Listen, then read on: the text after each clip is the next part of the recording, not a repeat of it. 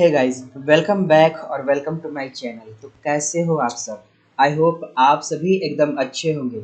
So guys, welcome है आप सभी का क्लास 10th के जर्नी में। क्लास 10th के 2022 से 2023 के इस जर्नी में आप सभी का बहुत बहुत स्वागत है गाइस। सो चलिए अपने चैप्टर को शुरू करते हैं। चैप्टर है हमारा रियल नंबर्स, जो कि चैप्टर नंबर फर्स्ट है। तो शुरू करते हैं चैप्टर को।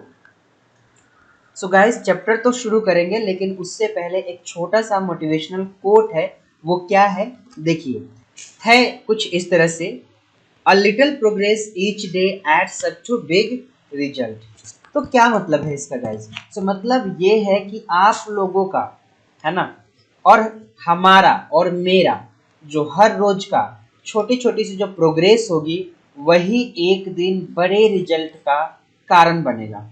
तो आप लोग हर रोज स्टडी कीजिए, आप लोग थोड़ी थोड़ी प्रोग्रेस हर रोज कीजिए, और एक दिन जो है ये बड़े रिजल्ट का कारण जरूर बनेगा गाइस। ओके, चलिए इसी के साथ अब चैप्टर को शुरू करते हैं। चैप्टर है रियल नंबर्स, तो रियल नंबर्स को शुरू करते हैं। आपको लेके आ जाता हूं मैं नंबर्स की दुनिया में। अब ये गाइस, नंबर्स की दुनिया दो होती है। पहला क्या है, रियल नंबर्स, और दूसरा क्या है, इमेजिनरी नंबर्स। तो रियल नंबर्स क्या होते हैं? तो वो नंबर जो सचमुच में होते हैं, जो सचमुच में होते हैं वो रियल नंबर्स होते हैं। और इमेजिनरी नंबर जो सचमुच में नहीं होते हैं वो इमेजिनरी होते हैं। जो सचमुच में नहीं होते हैं वो क्या होते हैं, इमेजिनरी होते हैं। फॉर एग्जाम्पल, एग्जाम्पल के लिए देखिए, अगर मैं रूट के अंदर -25 लिखता हूँ। सो गाइज, रूट के अंदर में माइनस में नंबर नहीं होता है अगर आप रियल की बात करोगे तो यहाँ पे तो रियल की हम बात ही नहीं कर रहे हैं, हम इमेजिनरी की बात कर रहे हैं। तो रूट के अंदर अब अगर आप -25 लिखते हो तो इसका क्या मतलब है? तो इसका मतलब है 5 आयोटा। क्या? ये जो आई है, ये आई आपका होता है आयोटा। सो इसका मतलब हुआ ये माइनस में रूट -25 का रूट, इसका मतलब हो जाएगा 5 आयोटा, और ये 5 आयोटा जो है एक इमेजिनरी नंबर होगा। समझे बात आप? फिर ये रियल नंबर्स, तो रियल नंबर्स जो सचमुच में होते हैं, इसको थोड़ा सा डिटेल में जानते हैं क्योंकि यही हमें पढ़ना है। ओके, तो देखिए रियल नंबर्स क्या है। सो ऑल द नंबर्स और number line are real numbers. यानी कि ये जो नंबर लाइन पे जो नंबर दिख रहा है आपको, ये है ना, ये सभी नंबर्स क्या है, ये सभी नंबर्स रियल नंबर है गाइस। क्या है? ये सभी नंबर्स रियल नंबर है। अब यहाँ पे दिख रहा है आपको, ये जो नंबर लाइन पे अभी नंबर है ये इंटीजर्स है। क्या है? इंटीजर्स है। इन इंटीजर्स के अलावा भी, इन इंटीजर्स के अलावा भी और भी नंबर होते हैं। यानी कि जीरो से अगर आप देखो तो 0 से 1 के बीच में भी बहुत सारे नंबर होंगे, और 1 से 2 के बीच में भी बहुत सारे नंबर होंगे, 2 से 3 के बीच में भी बहुत सारे नंबर होंगे, और ये सारे ही नंबर्स क्या कहलाते हैं, रियल नंबर ही कहलाते हैं। समझे बात? अब ये नंबर जो है ना, ये बहुत बड़ा है। सोचिए तो सही, यानी कि ये 0 से 1 के बीच में ही इतने नंबर हो जाएंगे जो आप काउंट ही नहीं कर पाएंगे। उसी तरह से 1 से 2 के बीच में इतने नंबर हो जाएंगे कि आप काउंट ही नहीं कर पाएंगे, बहुत ज्यादा हो जाएगा, है ना। तो बहुत ज्यादा हो जाएगा, इसीलिए गाइज इस रियल नंबर को दो पार्ट में बांटते हैं। पहला क्या है, रेशनल है, और दूसरा क्या है, इरेशनल है ना। अब मैंने क्या बोला, क्योंकि इस नंबर लाइन पे इतने सारे नंबर है कि आप काउंट ही नहीं कर पाओगे, इसीलिए इस नंबर्स को दो पार्ट में बांटा जाता है। पहला जो है रेशनल है, और दूसरा क्या है, इरेशनल नंबर है। अब रेशनल क्या है तो आपको पता है पहले से, रेशनल वो है जिसको आप p बाई क्यू के फॉर्म में लिख सकते हो, और इरेशनल वो है जिसको आप p बाई क्यू के फॉर्म में नहीं लिख सकते हो, है ना। तो रेशनल p बाई क्यू के फॉर्म में लिखा जा सकता है। फॉर एग्जाम्पल 2/7 ये एक रेशनल नंबर है, 5/9 ये एक रेशनल नंबर है, -7/13 ये एक रेशनल नंबर है। ये सभी हम p बाई क्यू के फॉर्म में लिख सकते हैं। ओके, और इरेशनल नंबर क्या क्या है, तो ये √2 एक इरेशनल नंबर है, √3 एक इरेशनल नंबर है, पाई भी एक इरेशनल नंबर ही है। समझे बात? और इसके साथ ही साथ आपको पता है कि नेचुरल नंबर जो होते हैं वो सभी के सभी रेशनल नंबर में आते हैं, है ना, और होल नंबर भी रेशनल नंबर में ही आते हैं। और इसको डिनोट किससे करते हैं, रिप्रेजेंट किससे करते हैं, कैपिटल W से, और नेचुरल नंबर को किससे रिप्रेजेंट करते हैं, कैपिटल N से। उसी तरह से इंटीजर भी आपका रेशनल नंबर में ही आ जाता है।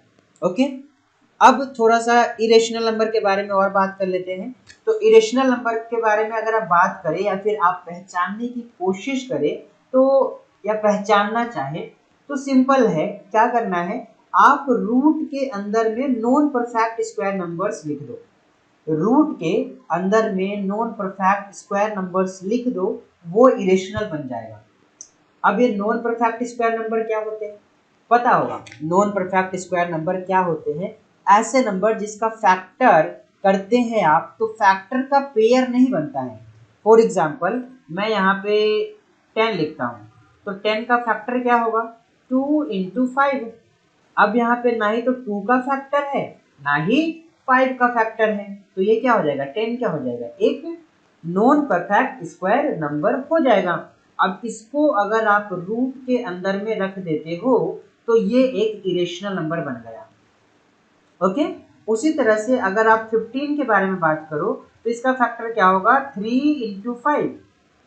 अब ना ही तो 3 का फैक्टर है, ना ही अब पेयर है, ना ही तो 5 का पेयर है, तो क्या हो गया, ये नॉन परफेक्ट स्क्वायर नंबर हो गया। रूट के अंदर में डाल दो इसको, ये जो है इरेशनल नंबर बन जाएगा। अब ये बात तो आपने क्लास 9th में ही ऑलरेडी सीख लिया है ना। कुछ और बातें आपने क्लास 9th में सीखा है। आपने क्लास 9th में क्या सीखा, तो डेसिमल एक्सपेंशन आपने सीखा है, रेशनल के और इरेशनल के। ओके, रेशनल के आपने डेसिमल एक्सपेंशन में क्या सीखा है कि इसके डेसिमल एक्सपेंशन टर्मिनेटिंग होते हैं, और अगर नॉन टर्मिनेटिंग हुए तो रेकरिंग होते हैं। रेकरिंग बोले तो रिपीटिंग, है ना। तो टर्मिनेटिंग का क्या मतलब है, तो देखो 2.469। अब ये जो डेसिमल एक्सपेंशन है ये क्या है, ये टर्मिनेटिंग है। इसमें हुआ क्या है, तो ये पॉइंट के बाद, डेसिमल के बाद ये डिजिट कहीं ना कहीं जाके रुक गए, 3 डिजिट के बाद ही रुक गए यहाँ पे। तो ये क्या है, टर्मिनेटिंग है। क्या है, टर्मिनेटिंग है। और अगर हम नॉन टर्मिनेटिंग के बारे में बात करें तो ये कहीं भी, मतलब पॉइंट के बाद जो डिजिट होता है खत्म ही नहीं होता है, रुकता ही नहीं है, चलता चलता चलता चलता चलता जाता है, ठीक है, वो नॉन टर्मिनेटिंग होता है। तो एग्जाम्पल देख लेते हैं, जैसे कि 1.46464646 एंड सो ऑन। अब यहाँ पे ये जो है नॉन टर्मिनेटिंग है क्योंकि 4646 चलता जा रहा है, साथ साथ में रिपीटिंग भी है, रेकरिंग भी है। क्यों, क्योंकि 47474747 रिपीट कर रहा है, ठीक है। तो ये क्या हो जाएंगे, ये भी आपका रेशनल नंबर है और ये भी रेशनल नंबर है। यानी कि ये जो आप p बाई क्यू के फॉर्म में जो नंबर गिवन रहते हैं, अगर आप उसको डेसिमल में एक्सपेंड करते हो तो वो दो तरह से आता है, या तो वो टर्मिनेट हो जाता है या टर्मिनेट नहीं होता है। नॉन टर्मिनेटिंग होता है, मतलब चलता रहता है, पॉइंट के बाद भी चलता रहता है, चलता रहता है। लेकिन उसमें एक खास बात होती है, वो खास बात क्या है कि वो पॉइंट के बाद रिपीट करते हैं डिजिट, ठीक है। और अगर आप इरेशनल नंबर के बारे में बात करोगे तो इसके डेसिमल एक्सपेंशन जो होते हैं गाइस, नॉन टर्मिनेटिंग तो होते ही हैं और साथ साथ में नॉन रेकरिंग भी होते हैं। कैसे होते हैं, नॉन रेकरिंग भी होते हैं। नॉन रेकरिंग क्या है, तो नॉन रेकरिंग सिंपल, यानी कि जो डेसिमल के बाद जो डिजिट है वो रिपीट नहीं करेंगे, ठीक है, वो रिपीट नहीं करेंगे। तो देखो कोई सा भी आप एग्जांपल ले सकते हो, जैसे कि 1.9674325 एंड सो ऑन कर दो। तो ये जो है पॉइंट के बाद, एक तो ये नॉन टर्मिनेटिंग है और इसके साथ साथ में ये, इसमें कोई सा भी पैटर्न नहीं है डिजिट में, है ना। जो भी पॉइंट के बाद डिजिट आ रहा है रिपीट वगैरह ऐसा कुछ नहीं हो रहा है, तो ये एक नॉन टर्मिनेटिंग और नॉन रेकरिंग डेसिमल एक्सपेंशन हो जाता है। यानी कि आप जितने भी इरेशनल नंबर होंगे उसका डेसिमल एक्सपेंशन करेंगे तो उसका डेसिमल एक्सपेंशन नॉन टर्मिनेटिंग और नॉन रेकरिंग मिलेगा। ओके, तो ये सारी बातें आप लोग क्लास 9th में ही सीखे थे। कहाँ? क्लास 9th में ही आपने ये सारी बातें सीखा हुआ था। अगर आपने नहीं भी सीखा था तो अब तो मैंने इतना बता दिया है कि ये सारी बातें आपको क्लियर हो गई होंगी। ओके, अब चलिए आगे देखते हैं आगे क्या है। तो आगे है गाइस, देखिए इस चैप्टर में हमें क्या क्या चीजें पढ़ना है क्लास 10th में। तो क्लास 10th में सबसे पहले जो है हमें पढ़ना है यूक्लिड्स डिवीजन लेमा। क्या पढ़ना है? Euclid's division lemma. अब नाम ऐसा है, पता नहीं क्या होगा, है ना। यूक्लिड्स डिवीजन लेमा पहली बार आया है सामने, घबराएंगे नाम सुन के, लेकिन आप घबराओ बिल्कुल भी मत, ये बहुत ही सिंपल चीज है यूक्लिड्स डिवीजन लेमा। और इसके बाद आप देखोगे यूक्लिड्स डिवीजन एल्गोरिदम को। किसको देखोगे? एल्गोरिदम को देखोगे। ये भी कुछ नहीं है, ये यूक्लिड्स डिवीजन लेमा ही है, ठीक है। ये यूक्लिड्स डिवीजन लेमा ही होता है। उसके बाद है फंडामेंटल थ्योरम ऑफ अरिथमेटिक, है ना। फिर देखेंगे हम revisiting irrational number.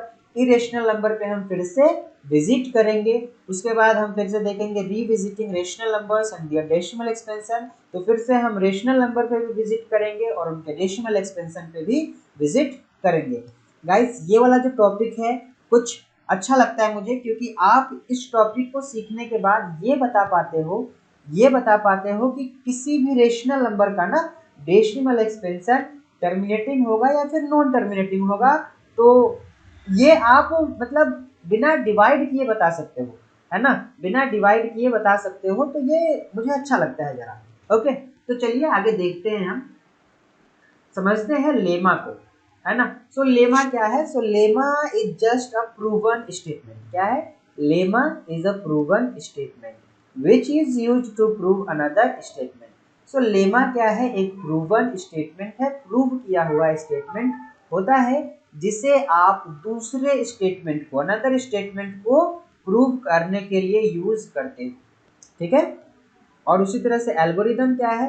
So algorithm is step by step procedure to do something. मतलब किसी भी काम को करने का जो स्टेप बाय स्टेप प्रोसीजर होता है वही क्या कहलाता है? एल्गोरिदम कहलाता है। ये तो आपको मालूम ही होगा। ओके, इतनी बात क्लियर है? चलिए, बहुत सही। अब आगे देखते हैं, समझते हैं यूक्लिड्स डिवीजन लेमा को। क्या है यूक्लिड्स डिवीजन लेमा? तो कहता है कि अगर आपको दो इंटीजर गिवन है, पॉजिटिव इंटीजर a और b, तो इस दो पॉजिटिव इंटीजर्स के लिए दो और इंटीजर एग्जिस्ट करेंगे जो कि इस वाले कंडीशन को सेटिस्फाई करेगा। कंडीशन क्या है? a equal to B Q plus R, जहां पे r जो है वो 0 या फिर 0 से ज्यादा और b से कम रहेगा। ओके, सो कोई सा भी दो पॉजिटिव इंटीजर्स गिवन है, उसके लिए दो और इंटीजर जरूर एग्जिस्ट करेंगे जो कि इस कंडीशन को सेटिस्फाई करेगा, ठीक है। और यहाँ पे r क्या होने वाला है? r जो है 0 या फिर 0 से ज्यादा और b से छोटा रहने वाला है। यहाँ ये जो b है ना, दूसरा वाला इंटीजर b है, इससे छोटा रहने वाला है। और यहाँ पे आपको ध्यान रखना चाहिए कि a जो है ये b से बड़ा रहेगा। क्या? a जो है वो b से बड़ा रहेगा, तभी इस कंडीशन को फुलफिल करेगा, ठीक है। तो देखने से तो ऐसा लग रहा है कि पता नहीं ये क्या है क्या नहीं, अभी देखिए क्लियर हो जाएगा ये चीज। तो देखिए क्लियर कैसे होगा। तो मैं पहले दो इंटीजर ले लेता हूँ, लेट्स सपोज एक 19 लेता हूँ और एक 3 लेता हूँ, ठीक है। एक 19 और एक 3 ले लिया मैंने, तो दो इंटीजर ले लिया। अब इन दोनों इंटीजर में a हमारा क्या हो जाएगा? 19, क्योंकि a हमारा b से बड़ा है, तो a हमारा 19 हो जाएगा और b हमारा 3 हो जाएगा। अब a को आप 19 से आप 19 को 3 से डिवाइड कर दीजिए, है ना। तो कितना हो जाएगा? 6 3 का 18, यहाँ 1 आ जाएगा। तो आपको पता है कि आप 19 को क्या लिख सकते हैं? 3 इंटू 6 प्लस 1। क्या लिख सकते हैं आप 19 को? 3 इंटू 6 प्लस 1। और ये तो आपको पहले से ही पता है, ये वही है। वही क्या है? Dividend. Dividend equal to divisor into quotient plus remainder, ठीक है।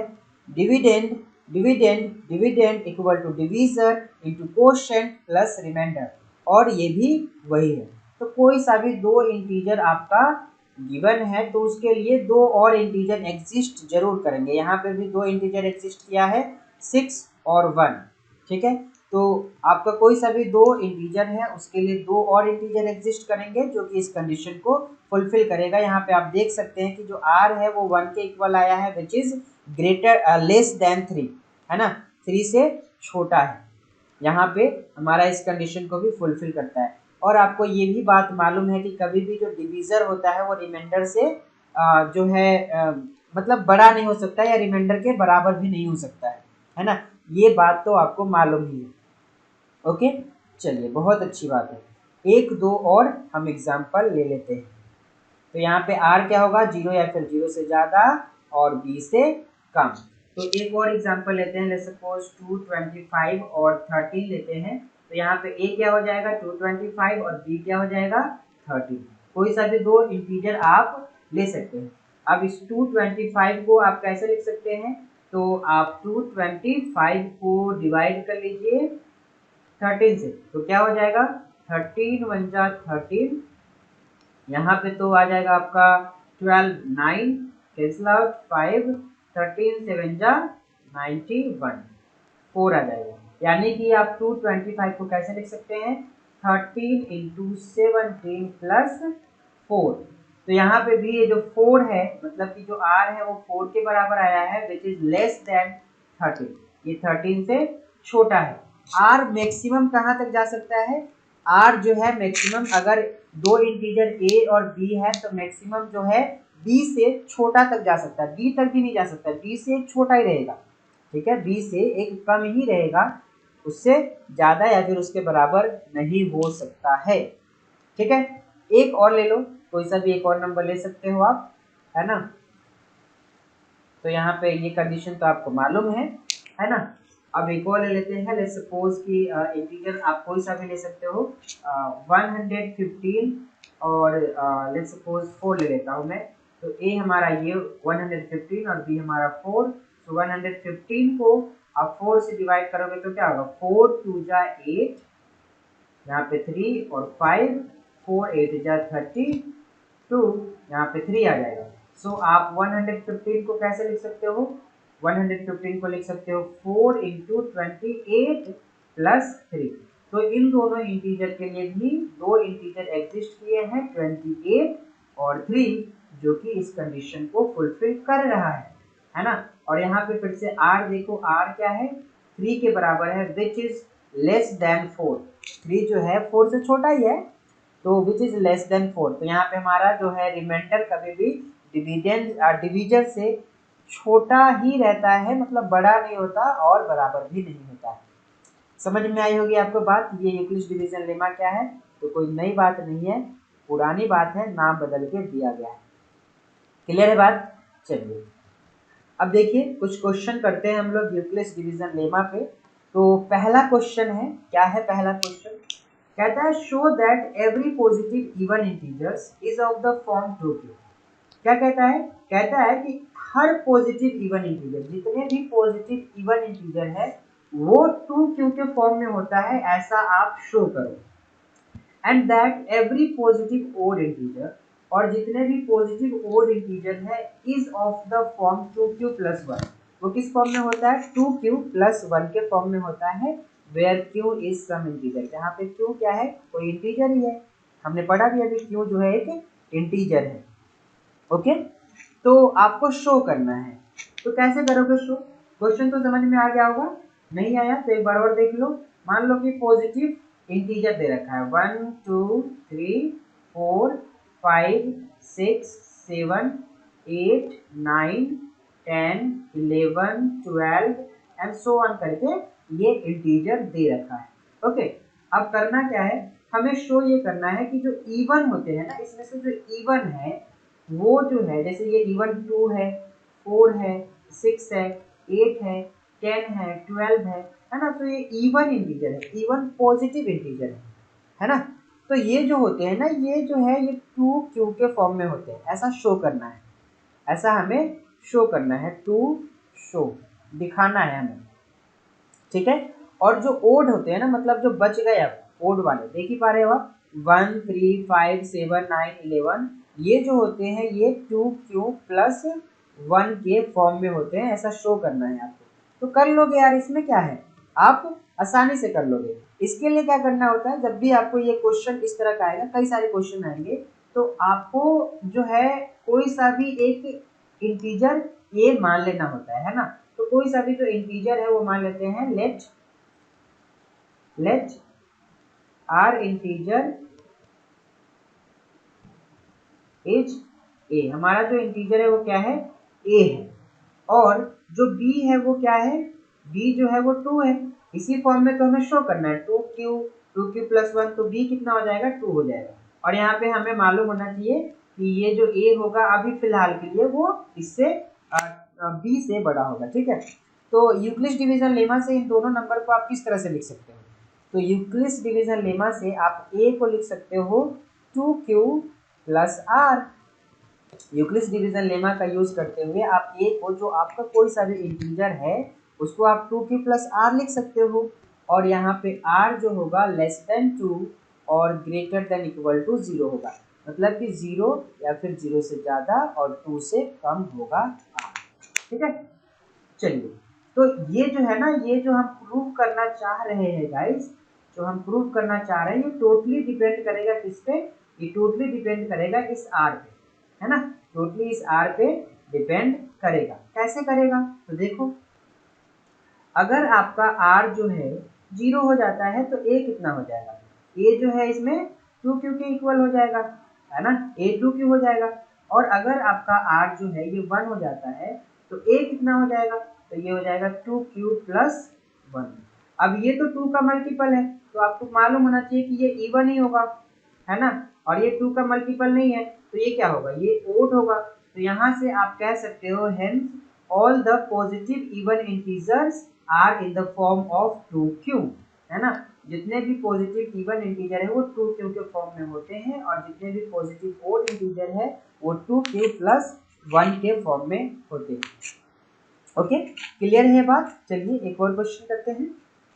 देखिए नेक्स्ट क्वेश्चन क्या है, तो कहता है show that any positive integers is of the form 6q plus 1 और 6q प्लस 3 और 6q plus 5 where q is some integers.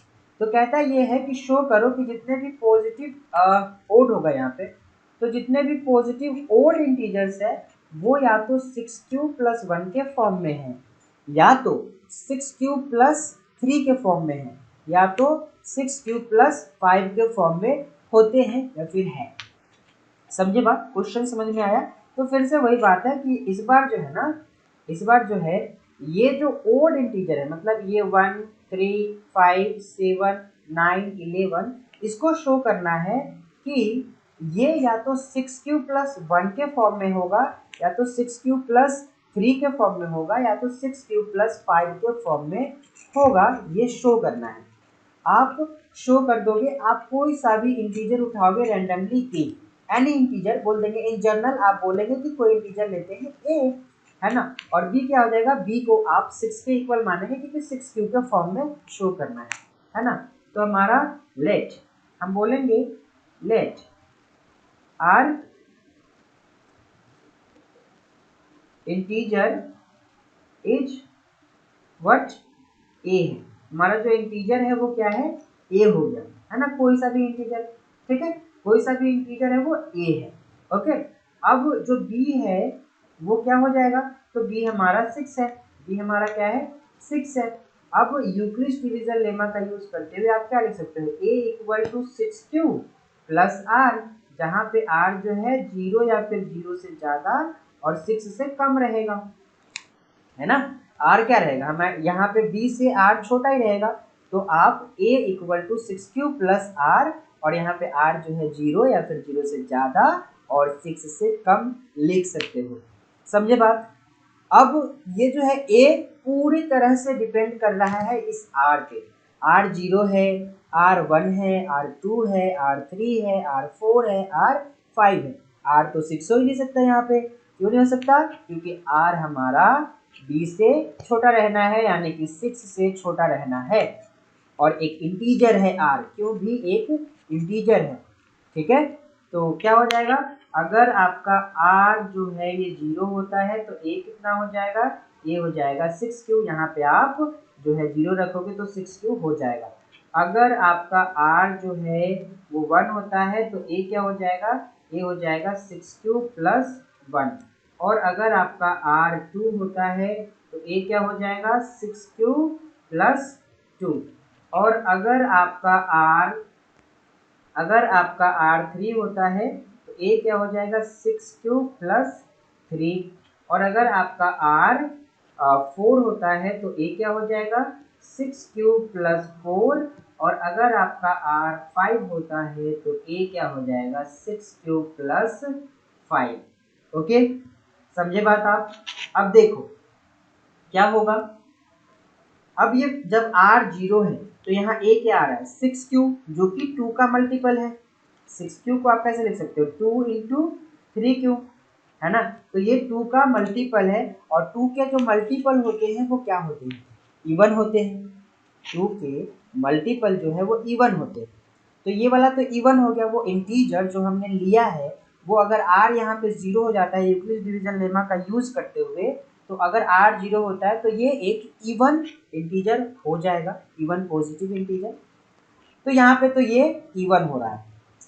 यहाँ पे देखो ये 6 क्यूब प्लस 1 है, 2 का मल्टीपल नहीं है, ये आपका ओड है। क्या है, ओड है, ओड है।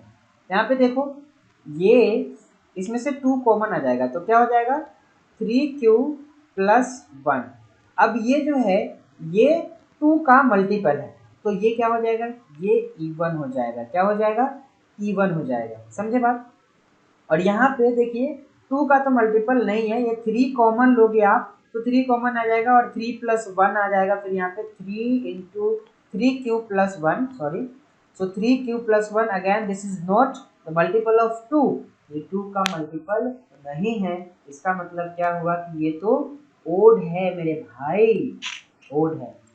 अब इसको देखो, ये इसमें से 2 को कॉमन निकाल सकते हो तो यहाँ पे क्या हो जाएगा 3 क्यूब प्लस 2, तो ये क्या हो जाएगा, ये 2 के मल्टीपल है, ये 2 का मल्टीपल है, तो इसका मतलब ये इवन है। क्या है, इवन है। ये भी 2 का मल्टीपल नहीं है, इसका मतलब ये ओड है।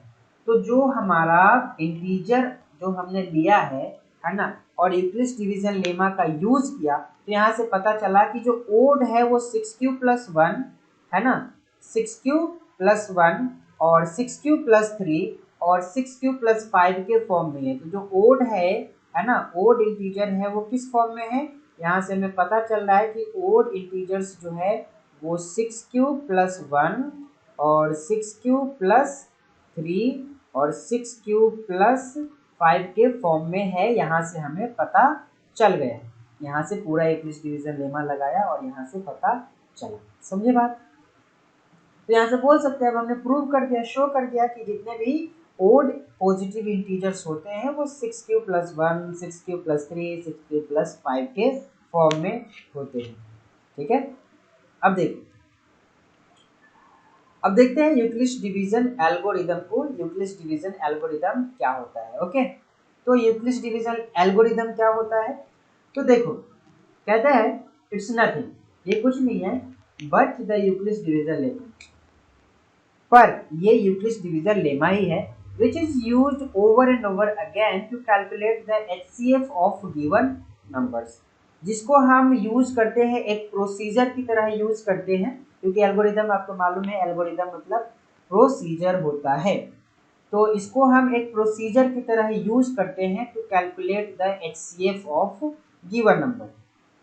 ठीक है, कैसे करते हैं इसको, तो मैं डायरेक्टली आपको एग्जांपल लेके और HCF करके दिखा रहा हूँ। एग्जाम्पल लेते हैं, एक नंबर का एग्जाम्पल लेता हूँ। लेट्स सपोज कि मेरे पास 25 है और 5 है। ठीक है, दो है, दो नंबर है, दोनों के दोनों क्या है, पॉजिटिव इंटीजर है। आपको मालूम है दोनों के दोनों पॉजिटिव इंटीजर है। नाउ हमें जो है ये HCF निकालना है 25 और 5 का। क्या करना है, 25 और 5 का HCF निकालना है। इंपॉर्टेंट टॉपिक है, यही है, आप समझिएगा। ठीक है, तो कैसे निकालेंगे, तो देखो इसको हम यूक्लिड डिवीजन लेमा से क्या कर सकते हैं, यूक्लिड डिवीजन लेमा से हम लिख सकते हैं 25 को 5 इंटू 5 प्लस 0। अब यहाँ पे आप देखोगे तो रिमाइंडर जो है पहले ही स्टेप में 0 आ चुका है। रिमाइंडर जो है वो फर्स्ट स्टेप में ही, इसको हम स्टेप 1 बोल देते हैं। तो पहले ही स्टेप में रिमाइंडर क्या हुआ, 0 आ गया। तो मेरे भाई यहाँ पे जो HCF है वो B हो जाएगा, यानी ये 5 हो जाएगा, HCF ऑफ 25 और 5, इसका जो HCF है वो 5 हो जाएगा। इजी है। अब एक और लेते हैं एग्जाम्पल और उससे और करते हैं, समझते हैं बात को। अब देखो एक और एग्जांपल लेता हूं मैं। लेट्स सपोज कि मेरे पास दो नंबर है, इस बार जो है मेरे पास 32 है और लेट्स सपोज कि 5 है, ठीक है। 32 और 5 है, दोनों का क्या करना है, आपको HCF निकालना है। क्या करना है, HCF निकालना है। 32 और 5 का HCF निकालना है। तो सिंपली आप इसको यूक्लिड डिवीजन लेमा से क्या लिख सकते हो, 32 इक्वल टू 5 इंटू 6 प्लस 2। अब इसमें देखो जब आपने ये यूक्लिड डिवीजन लेमा लगाया तो हुआ क्या, तो हुआ ये कि यहाँ पे रिमाइंडर 0 नहीं आया, रिमाइंडर 2 के बराबर आया, which is not equal to 0, जो कि 0 नहीं है, रिमाइंडर 2 के बराबर आया है। तो यहाँ पे अब आपको क्या करना है, तो अब ये हमारा स्टेप 1 कहलाएगा और स्टेप 1 में तो रिमाइंडर 0 नहीं आया है, तो एक बार और हम यूक्लिड डिवीजन लेमा लगाएंगे, लेकिन इसके लिए तो हमें ए और बी चाहिए।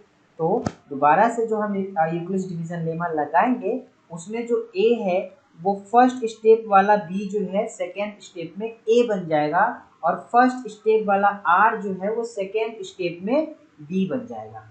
ओके, तो फर्स्ट स्टेप वाला जो ए है वो स्टेप नंबर 2 में क्या बनेगा, स्टेप नंबर 2 में ए बनेगा। तो ये 5 इक्वल टू को लिखा जा सकता है 2 इंटू 2 और जो फर्स्ट स्टेप का जो आर है वो सेकेंड स्टेप में बी बन जाएगा। तो ये 2 यहाँ पे आ गया, तो 5 को लिखा जा सकता है 2 इंटू 2 प्लस 1, 2 इंटू 2 प्लस 1। अब आप देखो स्टेप 2 में भी जो है आर जो है ये 0 के बराबर नहीं है, ये 1 के बराबर है। तो क्या करें, तो एक बार और यूक्लिड डिवीजन लेमा लगा दो, है ना, फिर से यूक्लिड डिवीजन लेमा लगा दो, यानी कि स्टेप 3 करो, अब स्टेप नंबर 3 करो, फिर से लगा दो। अब क्या करोगे, तो स्टेप 2 में जो ये बी है वो स्टेप 3 में ए बन जाएगा। तो 2 को लिख सकते हैं, ये 2 जो है इसको लिख सकते हैं 2 इंटू 1, इसको हम ऐसे लिखेंगे 2 इंटू 1 नहीं, आपको लिखना चाहिए क्योंकि स्टेप 2 का जो आर है वो स्टेप 3 में बी बन जाएगा, तो 1 इंटू 2 प्लस 0। तो स्टेप 2 का आर स्टेप 3 में बी बन गया, ठीक है। तो आप इसको कैसे लिख सकते हैं, 2 इक्वल टू 1 इंटू 2 प्लस 0।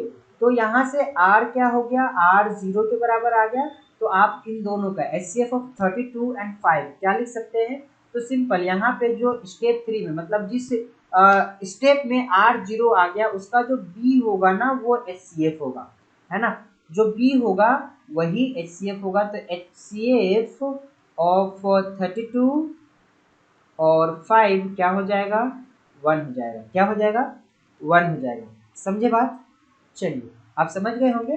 अब जो है हम लोग क्वेश्चन को करते हैं, यूक्लिड डिवीजन लेमा को कैसे यूज करना है यूक्लिड डिवीजन एल्गोरिदम की तरह। आपने यहाँ पे देखा भी कि हम लोग बार बार जो है यूक्लिड डिवीजन लेमा को यूज कर रहे हैं, तो ये एक एल्गोरिदम हो जाता है। और एल्गोरिदम किस लिए हुआ, ये to find the HCF of given number, given number का HCF निकालने के लिए। समझे बात, चलिए। तो ये एक क्वेश्चन गिवन है, NCERT का एग्जांपल है ये। ओके, गिवन है 4052 एंड 12576, दोनों का HCF निकालना है। तो आपको मालूम है कि इसमें जो A है वो कितना है, 12576 और जो B है वो कितना है, वो है 409 लग रहा है वो। तो जो B है वो है 4052।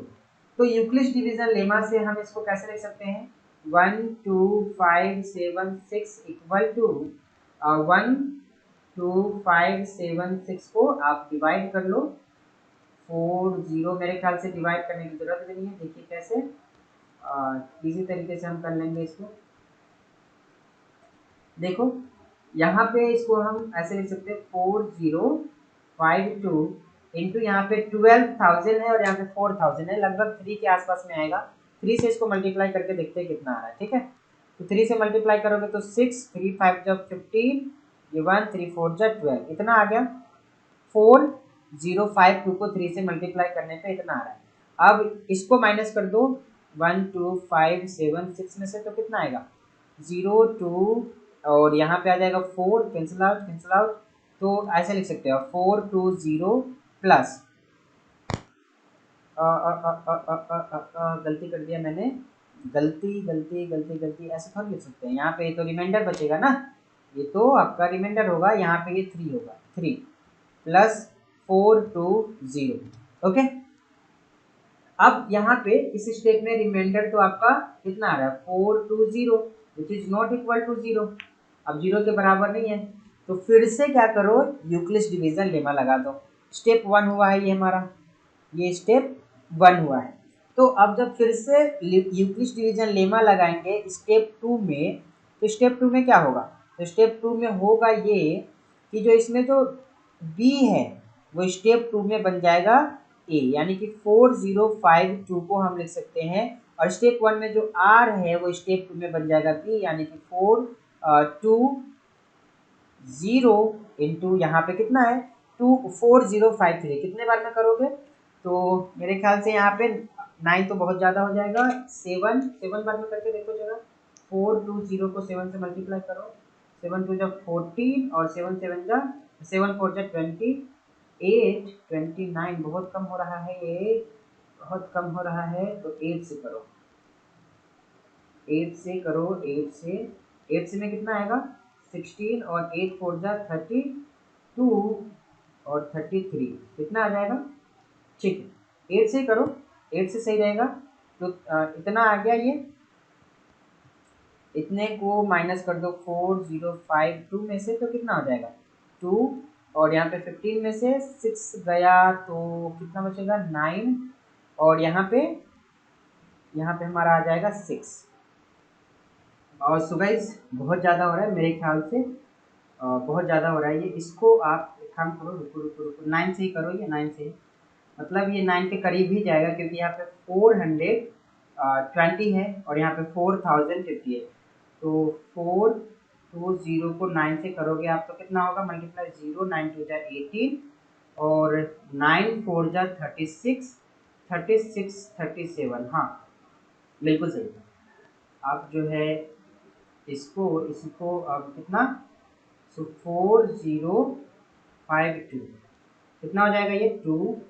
अब यहाँ पे 15 में से 8 गया 7 और यहाँ पे 2।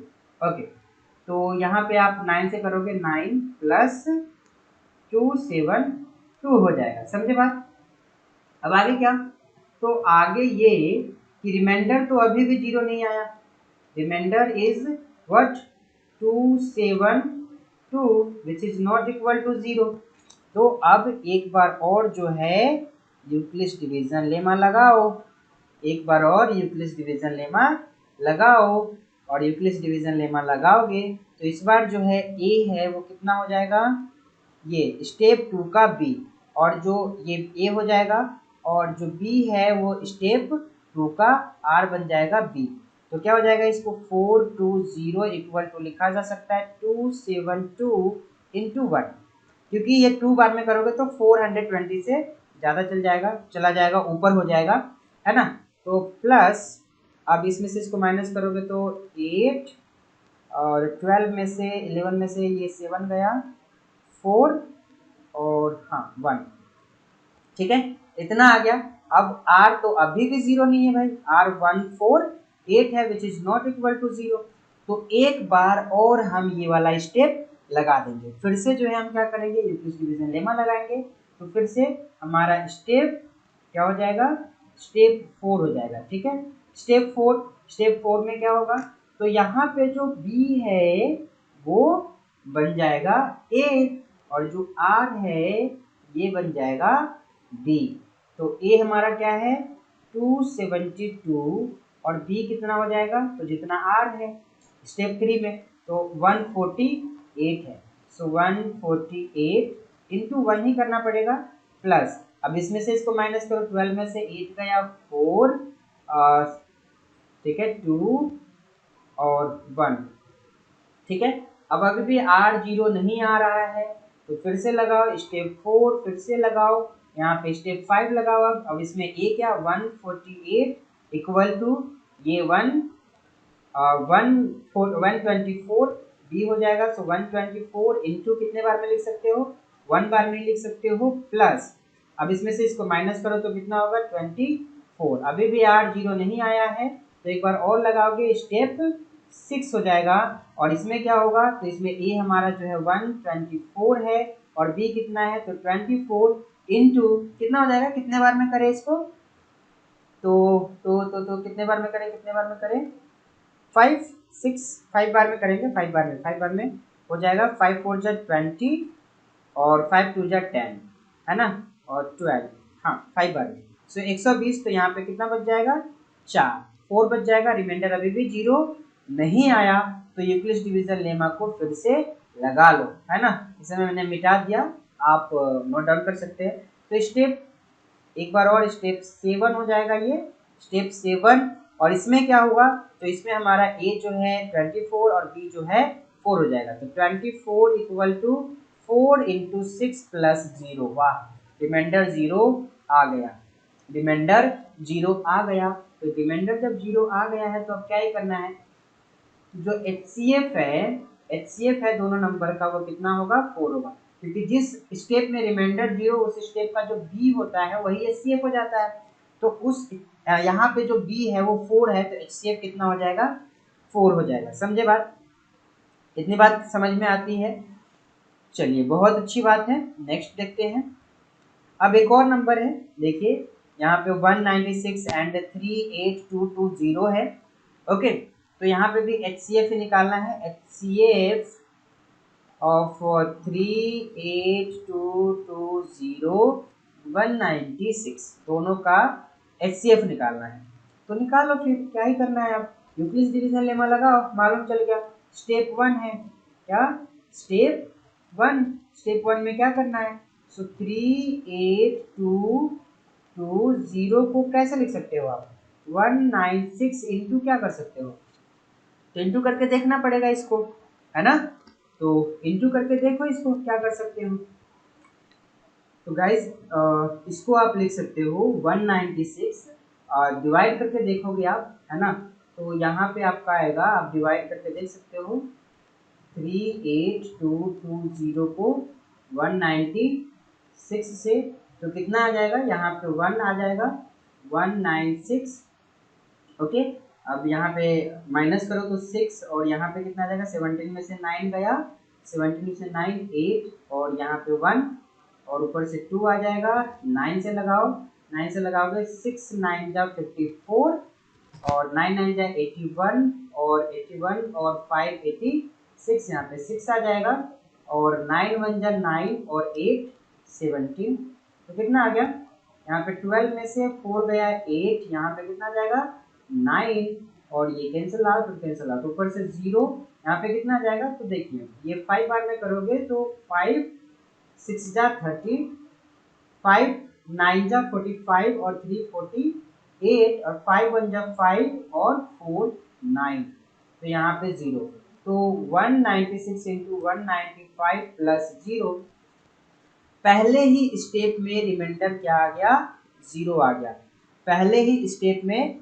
रिमाइंडर 0 आ गया, मतलब HCF जो है किस किस का 196 यानी इन दोनों नंबर का जो HCF है वो कितना आ गया, तो 196 आ गया। मतलब जिस स्टेप में रिमाइंडर 0 आता है उस स्टेप का बी क्या होता है, उस स्टेप का बी जो होता है गाइस वो होता है आपका HCF।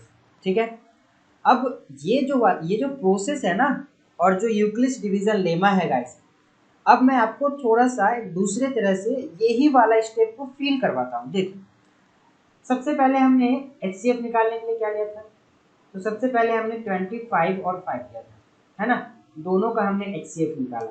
तो ये HCF जो है मेथड कुछ और नहीं बस लॉन्ग डिवीजन मेथड है। तो ये जो HCF है गाइस ये लॉन्ग डिवीजन मेथड है। कैसा लॉन्ग डिवीजन मेथड है, देखो अगर आप 25 को 5 से डिवाइड करते हो तो कितना आएगा 5 5 5 जा 25, यहाँ पे आ गया 0, तो यहाँ पे HCF क्या आ जाएगा 5 आ जाएगा। HCF क्या आ जाएगा, HCF आपका 5 आ जाएगा। कोई और नंबर लेते हैं, लेट्स सपोज कि 10 और 15 लेते हैं, ठीक है, 10 और 15 लेते हैं लॉन्ग डिवीजन मेथड से। आई होप आपको जो है HCF निकालना आता होगा, ठीक है। तो 10 और 15 लोगे तो 10 को डिवाइड करोगे 15 को डिवाइड करोगे 10 से, तो क्या होगा 10 वन जा 10, यहाँ से आ जाएगा 5। अब 5 से डिवाइड करोगे इस 10 को, है ना, 5 से डिवाइड करोगे इस 10 को तो क्या होगा, 5 से डिवाइड कर रहे हो 10 को तो 5 टू जा 10। अब इस स्टेप में क्या हुआ, रिमाइंडर 0 आ गया, तो जिससे जो आपका डिविडेंड है वो क्या हो जाएगा, HCF हो जाएगा। तो 10 HCF ऑफ 10 एंड 15 क्या हो गया, वो हो गया 5, ठीक है।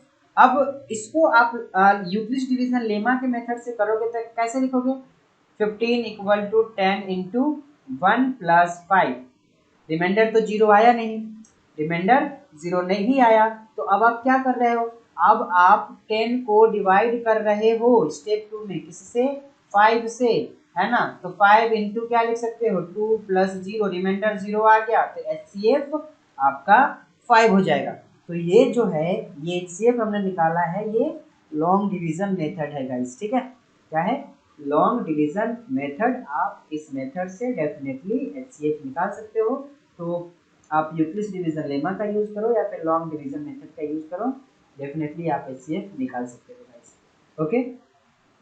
और एक बात और मैं आपको बता दूं कि जैसे हम यहाँ पे थोड़ा सा स्पेस लेकर, ठीक है, तो बता ही देता हूँ अभी आपको। देखो हमने यहाँ पे 10 और 15 का HCF निकाला है, तो 10 और 15 का HCF क्या आया है, 10 और 15 का जो HCF है वो 5 है। अब यहाँ पे सिर्फ और सिर्फ 10 और 15 का ही HCF 5 नहीं होगा, 10 और 5 का HCF भी 5 ही होगा, है ना। तो 10 और 5 का HCF भी क्या होगा, 5 ही होगा, ठीक है। तो जितने भी स्टेप में A और B है, मतलब इधर हमने जितना भी स्टेप ये जो किया है ना, ये इस वाले में किया है हमने, इसमें जो भी स्टेप बने इसमें जो A और B है ना, उन सभी का HCF भी क्या होगा, यही होगा। मतलब यहाँ पे A क्या है, तो 124 और B कितना है 24, तो इन दोनों का भी HCF 4 ही होगा। यहाँ पे A कितना है 148, B कितना है 124, तो इन दोनों का भी HCF क्या होगा 4 होगा। यहाँ पे A कितना है 272 और B कितना है 148, तो इन दोनों का भी HCF 4 ही होगा, ठीक है। तो ये यहाँ से आप समझ सकते हैं, बात सिंपल है, ये ज़्यादा बड़ी बात नहीं है, समझे बात। चलिए अब नेक्स्ट देखते हैं, नेक्स्ट क्या है, तो क्वेश्चन देखते हैं guys. An army contingent of 616 members is to march behind an army band of 32 members in a parade.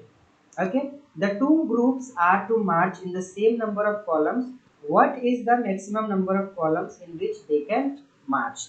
तो कह रहा है कि एक आर्मी कॉन्टिजेंट को जो है गाइस परेड करना है, वो परेड कहाँ करना चाहते हैं, 32 मेंबर का एक बैंड है ना, उसके जस्ट पीछे परेड करना चाहते हैं। और परेड कुछ इस तरह से भी है, इसमें आगे कंडीशन दे रखा है कि the two groups are to march in the same number of columns, और दोनों ही ग्रुप को जो मार्च करने हैं उनमें कॉलम जो होगा वो सेम होगा, ठीक है।